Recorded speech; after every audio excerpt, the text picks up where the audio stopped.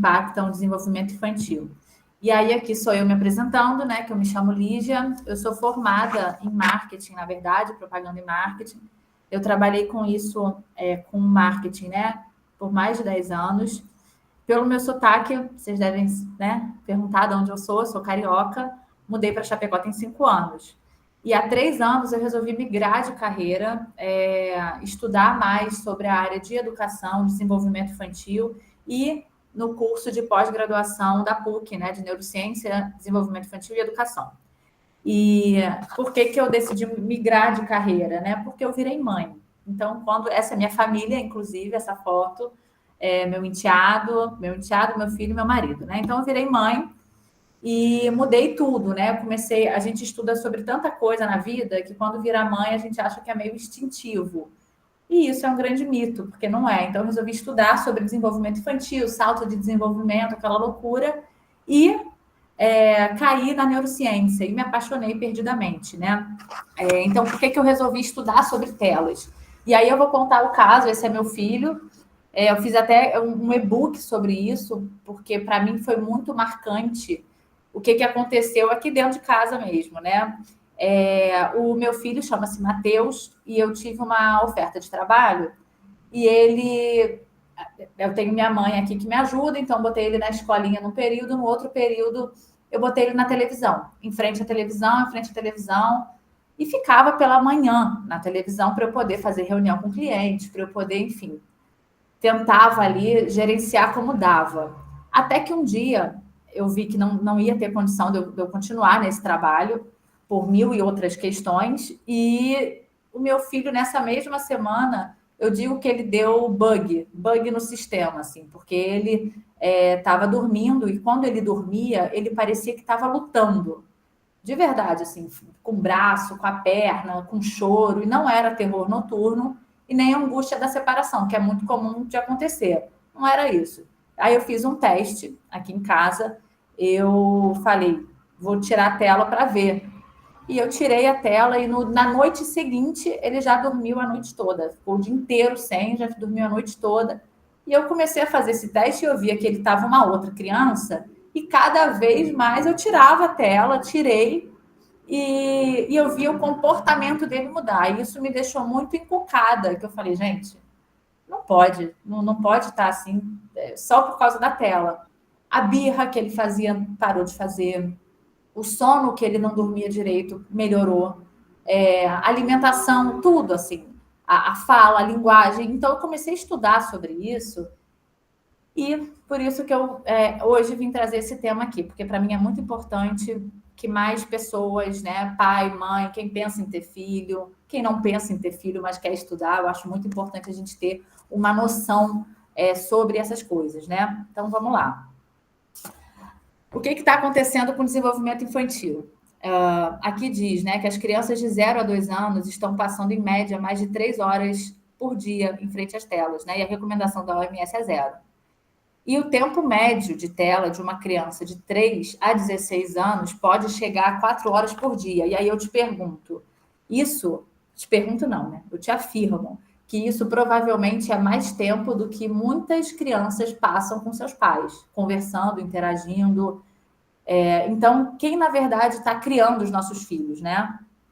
E a gente sabe também que o cérebro infantil ele está em constante desenvolvimento. Ele forma ali, né, conexões neurais a partir da experiência do dia a dia. Então, nos primeiros anos de vida, a interação humana, a interação com as coisas reais, né, com a natureza, com correr, se machucar, fazer amigos novos, como é que o seu filho vai se desenrolar com alguém que ele não conhece. Isso tudo, esse mundo real, né, é essencial para um desenvolvimento saudável da criança. Inclusive, existem pesquisas que respaldam esses benefícios, né? Tem uma pesquisa de Harvard que ela se chama Serve e Return, que é a troca responsiva entre adulto e criança, que mostra, de fato, que a interação humana constante e responsiva, elas moldam o cérebro da criança nesses primeiros anos de vida. E aí eu queria perguntar para vocês, né? Eu sei que tem muitos profissionais aí que são psicólogos, que lidam com criança, que estudam da neurociência, que já perceberam se tem um aumento das crianças com atraso de linguagem, dificuldades socioemocionais, dependência dos estímulos rápidos, né? Porque além da falta de interação, que pode sim, que gera, inclusive, atrasos no desenvolvimento, no sono, na nutrição, enfim, todas as esferas da criança, elas também ficam muito dependentes dos estímulos rápidos, né? E aí eu questiono vocês sobre essa pergunta. Não sei se alguém vai querer responder se sim ou não, se estão respondendo, porque eu não vejo, né? Mas aí a gente pode também guardar essa pergunta para o final, né, da apresentação. E aqui, né? O que as telas fazem com o cérebro infantil? Eu acoplei, assim, o top 5 ali, né? Porque são muitos malefícios que as telas trazem para a gente, né? Como família, né? Então, vamos lá. Neuroplasticidade, telas. O cérebro da criança pequena, né? Ele é altamente plástico, né? Então, ele é moldável pelas experiências que ele recebe. Então, o que isso quer dizer, né? Que o que a criança faz repetidamente, aquilo vira um hábito natural, né? Um hábito neural da criança. Então, isso significa que uma criança que está brincando, correndo, se divertindo, está na natureza, sujando a mão, sei lá, subindo em árvore, se desafiando, descobrindo coisas novas, o cérebro dela vai ter esse hábito neural de uma maneira, e a criança que está dentro de casa, nas telas, que passa horas ali, ó, na tela, que fica com o dedo, né, com a cabeça, o pescoço mais para baixo, essa criança, o hábito neural dela vai ser totalmente diferente. Isso é óbvio, né? Isso não precisa nem a gente comparar. Quando a gente compara as duas infâncias, fica nítido do que as telas têm feito com as nossas crianças, né? E quando a criança que não está na rua, quando ela fica em casa, aquilo acaba causando nela, ela perde a infância, né? Porque ela fica ali, ou sentada no sofá vendo televisão, como foi o caso do meu filho. Na hora de comer, ele via televisão, porque comia mais rápido. Então, assim, a gente, muitas vezes, entrega a infância do nosso filho para as telas, seja televisão, tablet, celular, por falta de tempo, por necessidade, ou porque, às vezes, acaba sendo cômodo mesmo, né? A gente quer, eu quero só um pouquinho de paz, um pouco de sossego. Só que a criança perde muito com isso, porque ela fica sentada de uma maneira sem postura, totalmente ociosa ali, vendo. E que aí é a própria dopamina, né? Que a dopamina acaba trazendo para essa criança esse ciclo viciante dos estímulos, né? Que é liberada, que a dopamina, né, é liberada naturalmente quando a gente faz alguma coisa prazerosa, como brincar, comer, gastar no cartão de crédito, a gente tem a dopamina ali naquilo, né?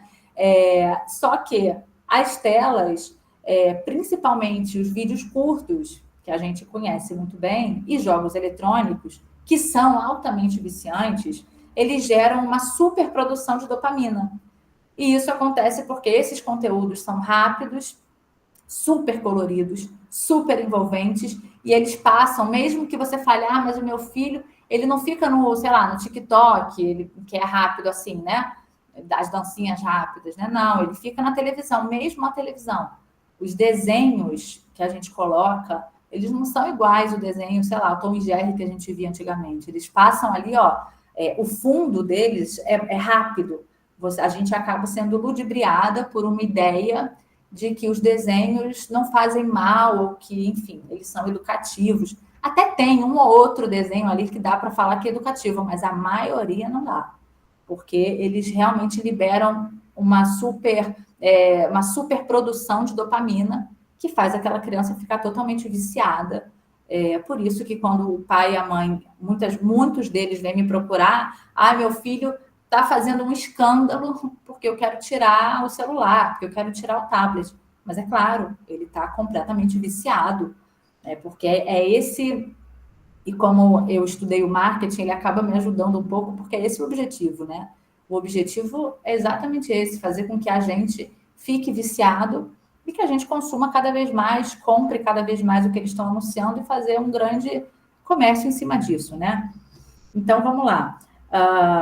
Aí tem o córtex pré-frontal e a autorregulação. A dificuldade na atenção, na memória e no controle emocional. Então, o córtex pré-frontal, ele é a região do cérebro responsável por atenção e concentração, controle de impulso, tomada de decisão e planejamento e resolução de problemas, entre alguns outros, né? E o que acontece quando a criança está fazendo uso excessivo de telas? Porque eu não sou a pessoa que vai demonizar, não, tá? Mas uma criança que não tem o cérebro, como a gente diz, formado, ela acaba perdendo muita coisa e não tem ainda a maturidade para digerir a informação que ela está recebendo, né? Então, os estudos mostram que a exposição intensa a telas pode reduzir, inclusive, a espessura do córtex pré-frontal, prejudicando o desenvolvimento dessas funções. E aí, novamente, eu trago o estudo de Harvard, falando que as crianças com alto tempo de tela apresentaram desenvolvimento reduzido da substância branca do cérebro, afetando o aprendizado e a memória também. E aí o impacto, né, o próximo tópico, o impacto no sono e aprendizado, como eu falei, né, eu acho que o meu filho, quando ele ficou na tela e que ele ficava lutando, dormindo, ele teve realmente um distúrbio de sono e dificuldades, e foi só parar de dar as telas que o sono voltou ao normal e voltou muito bem.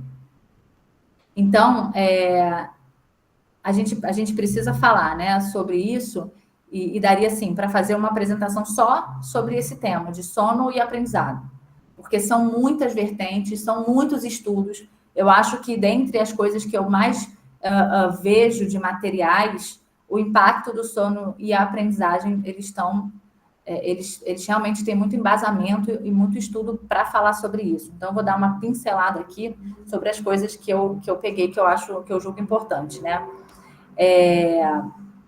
Então, assim, a luz do celular, né, do tablet, que emite, que o celular emite, né, por telas, acaba bloqueando a produção de melatonina, que é o hormônio responsável pelo sono.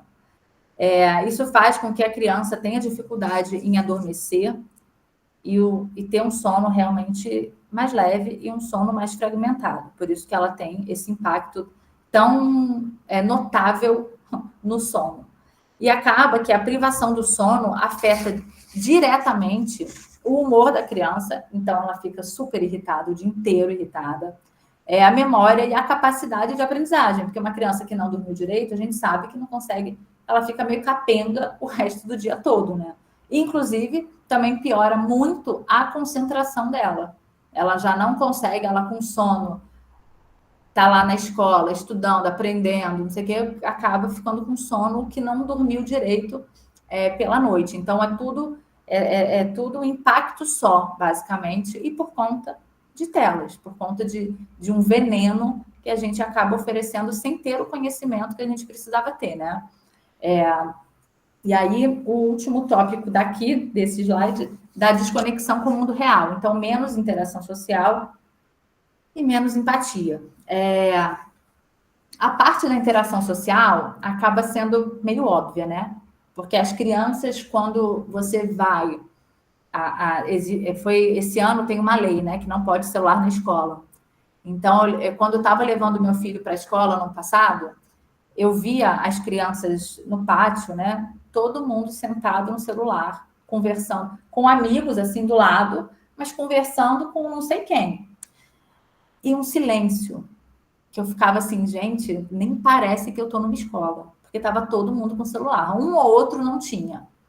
Hoje, quando eu levo meu filho para a escola, é uma barulheira, uma gritaria, que dá até saudade do meu tempo de escola, porque é isso, né? Quando você entrega para o seu filho as telas e quando você deixa, muitas vezes, o seu filho, né? E eu estou falando no lugar que vocês viram, meu filho é bebê ainda, de 3 anos. A gente está numa geração dos nossos filhos que eles já cresceram com aquilo. Então, se desde os 3 anos ele já começa a ficar viciado, que fica, né? Não sei nem porque eu botei esse entre aspas, ele fica viciado em ver televisão com 2, 3, com 8, 9, eu nem consigo imaginar possibilidades, né? Do que vai acontecer com ele, falando mesmo do cérebro, mas também da personalidade dele, né? Porque ele não... Aí muitas vezes a criança não vai para o parque, aí os pais deixam a criança, é mais seguro ele ficar dentro de casa, uma super proteção, e não deixa a criança viver, a criança ser criança, sei lá, quebrar o braço, que acontece, né? Se machucar, porque a criança precisa viver essas experiências também.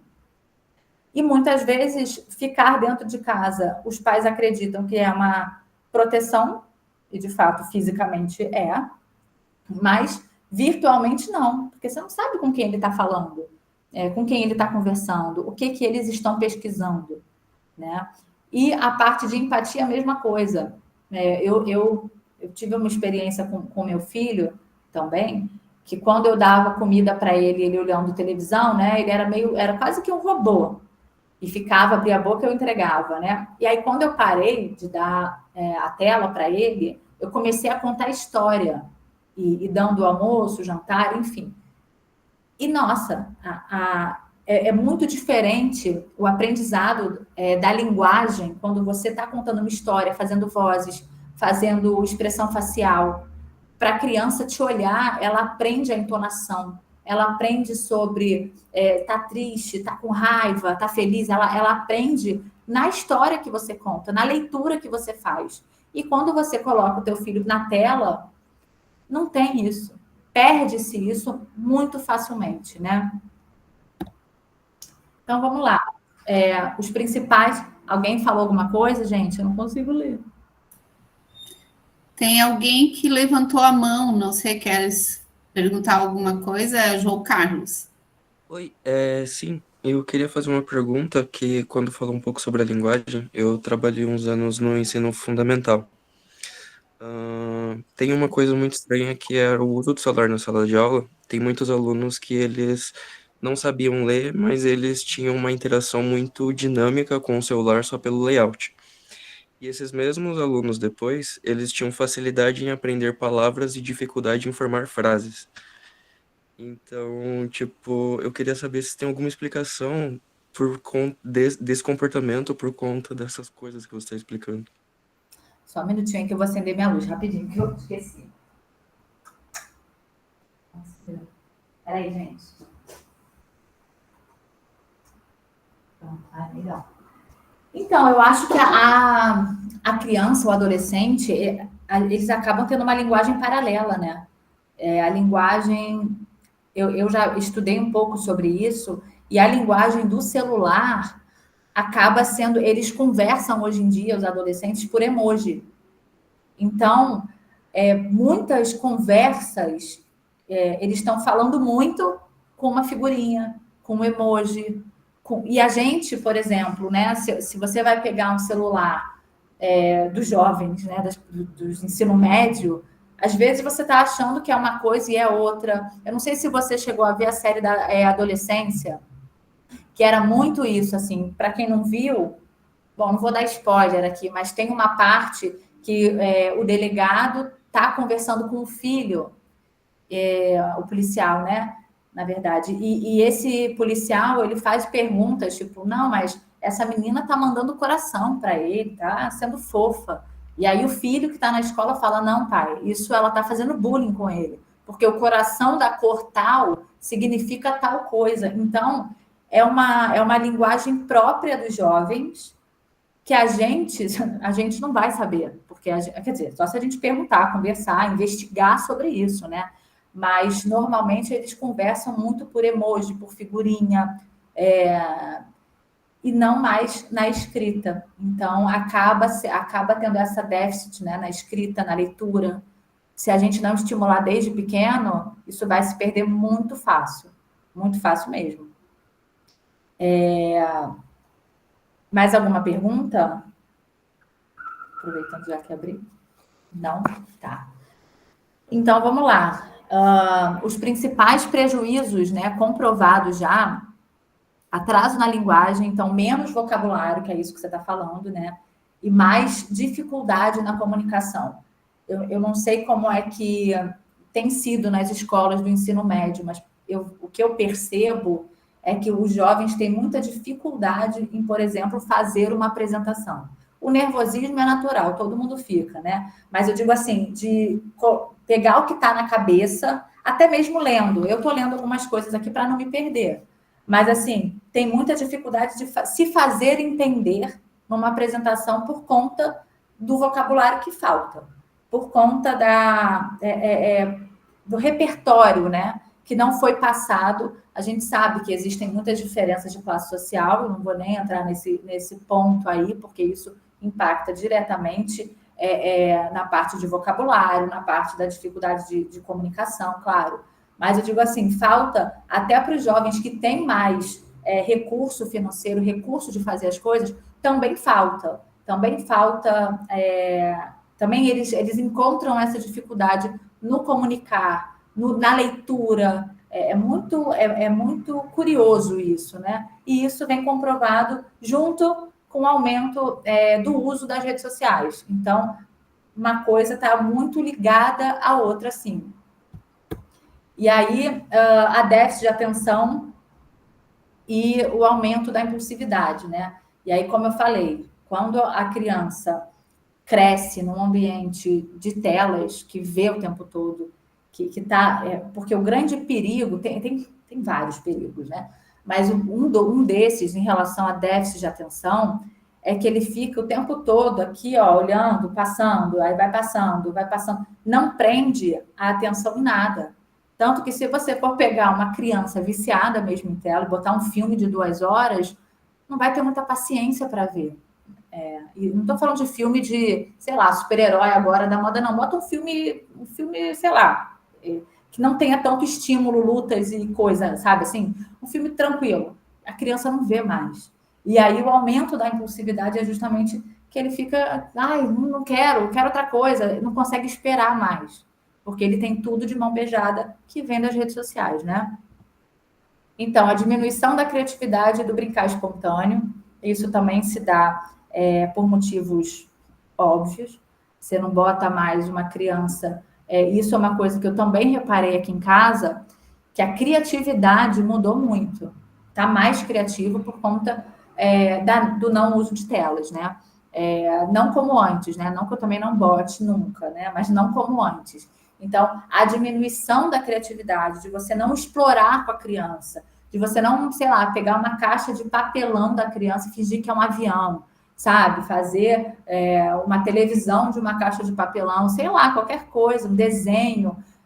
Tem se perdido as coisas básicas de uma infância, tudo porque quando você coloca teu filho numa rede social, né, no tablet, no celular, na televisão, a casa fica limpa, fica um silêncio na casa. Então, às vezes, a gente delega realmente uma criação dos filhos para aquilo que é nocivo para eles, né? Essa que é a grande verdade.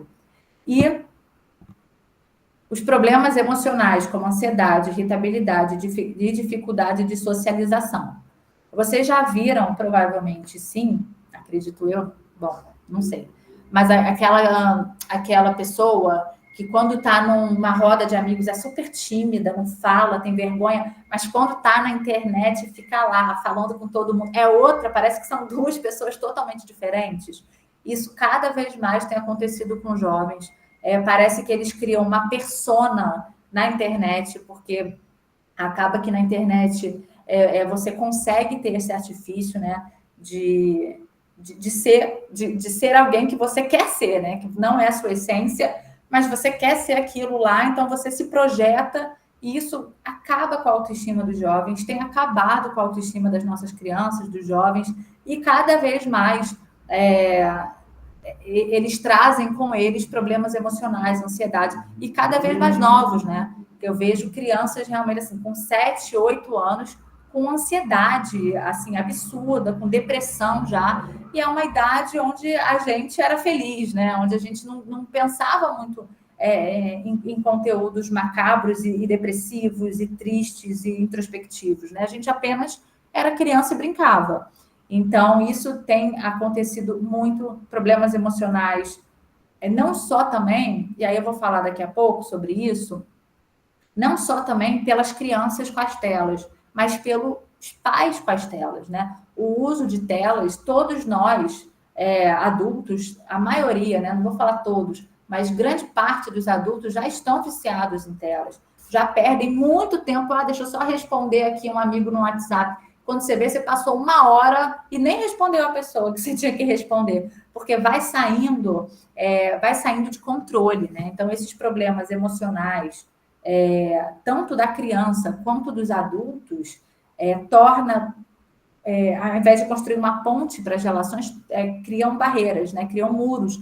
E aí pai e filho já estão desconectados de maneira absurda, né? E aí que vem o impacto na parentalidade, que as telas, de fato, estão substituindo a interação pais e filhos. E isso é uma verdade, infelizmente, né? Que eu vou falar nesse slide. Então, os desafios, né? Cada vez mais existe uma pressão social e o mito da criança que precisa aprender tecnologia cedo. Tem até algumas escolas aqui em Chapecó, quando eu fui visitar, né, para ver a escolinha para o meu filho, que tinha matéria para a idade dele. Ele tinha 2 anos na época. Matéria, tecnologia. De cada criancinha ganhava, né, tinha um tablet. Mas para aprender o quê? O que 2 anos vai aprender tecnologia? Então, assim, eu acho que existe esse mito, porque realmente eu tenho certeza que as escolas que oferecem isso, oferecem num viés pensando lá na frente, né? Tecnologia, robótica, que é muito legal, que tem o seu valor. Só que para uma criança de 2 anos não faz sentido algum. Para uma criança do ensino de educação infantil mesmo, não faz sentido. Criança de educação infantil tem que brincar com terra, tem que fazer atividade de pintura. São outras coisas que vão expandir o cérebro da criança da maneira que ele consiga se desenvolver da melhor forma, né? Então, isso acaba sendo um mito, mas que muitas escolas e muitas pessoas que são referências na área de educação acreditam que as crianças precisam, acreditam naquela máxima, assim, já que não tem o que fazer, porque isso, o mundo digital é o que a gente respira, então vamos ensinar a mexer desde cedo. Desde cedo, mas calma, desde quantos anos? Com 2 anos não precisa aprender a parte digital da vida. A gente vai ter a vida inteira para aprender, deixa ser criança, porque a parte de criança é tão pequena, né? A gente vive ali, sei lá, do 0, né? Que é o bebê ainda, dos 3 anos que vira aí criança, sai da fase de bebê, até os 10 anos. 10 anos já é considerado uma pré-adolescência. Então, é tão curta a fase de criança que a gente ainda quer colocar neles aprendizado de tecnologia, não faz sentido, né? A falta de tempo dos pais e o uso de tela como babá digital. E isso é muito que eu fiz. Quando eu estava trabalhando, não tinha o que fazer, botei o meu filho na televisão, que foi a babá dele por muito tempo. Mas eu acho, igual eu falei, eu não demonizo quem usa, porque eu passei por isso e eu sei que é difícil realmente. Você trabalhar, ter que dar conta de tudo, às vezes você precisa cozinhar, não tem o que fazer, tudo bem. Um pouquinho todo dia, ok. O problema é o excesso de telas, o problema é a tela substituir a sua conexão com seu filho. E ela vai substituindo aos poucos. Não é, de repente, no primeiro dia, toma, filho, fica aí 4 horas. Não, não. Aos poucos, aos primeiros 30 minutos, aí você vai falando, nossa, consegui fazer tanta coisa, a casa está tão arrumada, tão quieta, no dia seguinte já é 40, 1 hora. Quando você vê, seu filho já está completamente viciado, e você também, como pai, como mãe, né? Porque você também se vicia, porque você também está usando o seu celular, né? O seu computador, está agilizando coisas da vida. Então, você se vicia naquilo, mas aquilo faz mal para o teu filho. Então, a gente precisa muito ter um olhar de consciência, trazer a consciência para o pai e para a mãe, para a professora, enfim, para todo mundo que está envolvido ali com criança. Os malefícios que acontecem e que são óbvios, como os que eu falei aqui, né? Que todo mundo sabe, alguns talvez não tanto, mas a maioria aqui as pessoas já sabem, mas também a parte emocional da criança, que fica totalmente debilitada por conta do vício das redes e por conta da ausência que essas redes provocam, né? Da ausência do pai, da mãe, que acaba de maneira abrupta, né? Com a conexão familiar que tem que ter. E aí, como eu estava falando, os pais, eles já são totalmente viciados em telas. E aí a gente tem um outro problema que chama-se sharenting, difícil de falar, sharenting, que é você share, né, de compartilhar, você compartilhar momentos do seu filho. Temos muitas blogueiras que fazem isso, inclusive, compartilhar momentos dos teus filhos que eles, esquecendo que eles são indivíduos e que eles vão crescer e que eles vão ver, muitas vezes, eles sendo expostos ao ridículo. Então, por exemplo, você que é tio, você que é avó, você que é prima de um bebê e fica postando ele chorando, fazendo birra, gritando. Você já parou para pensar que, de repente, esse vídeo, quando essa criança tiver 13 anos, não vai gostar? Ou, de repente, pode viralizar? Ou até virar uma figurinha no WhatsApp? A gente precisa ter mais noção, como adultos, do que a gente vai expor à nossa criança. Até quando a gente pode expor aquela criança. Porque eu vim de uma geração onde as minhas fotos estão, né, no álbum de fotografias. E não tem foto minha chorando, não tem foto minha, o dente que caiu e a criança fazendo um escândalo, ou a vacina que eu tomei e fiquei toda... Não tem isso. São só fotos, né? Fotos bonitinhas, vai. Então, assim, até que ponto a gente está expondo as crianças ao ridículo quando a gente faz esse tipo de compartilhamento? Porque, às vezes, você vai falar assim, mas o meu perfil é fechado, tem 100 pessoas. Tá, 100 pessoas. Se você acha pouco 100 pessoas, cara, bota 100 pessoas na sua casa. Quem são essas 100 pessoas? Às vezes a pessoa que está lá te seguindo nem é tão seu amigo assim, vai mostrar para o outro, que vai começar a rir, podem printar. Assim, a gente não sabe a intenção do outro que está assistindo o que a gente tem, sabe? Então, a gente precisa ter muito cuidado ao expor uma criança, ao expor os nossos filhos, né, primos, sobrinhos, enfim, qualquer criança, porque elas vão crescer, elas podem gostar da exposição e viralizar, mas a maioria dessas crianças não gostam. Eu vi uma reportagem de uma menina que virou meme, eu não sei se vocês conhecem, a Chloe, não sei se de nome assim, ela é conhecida, mas é uma lourinha e tal. Ela cresceu e ela detesta, porque até hoje as pessoas reconhecem, ela é adolescente, tem 15 anos, se eu não me engano, e ela detesta ser conhecida porque ela era um meme de figurinha.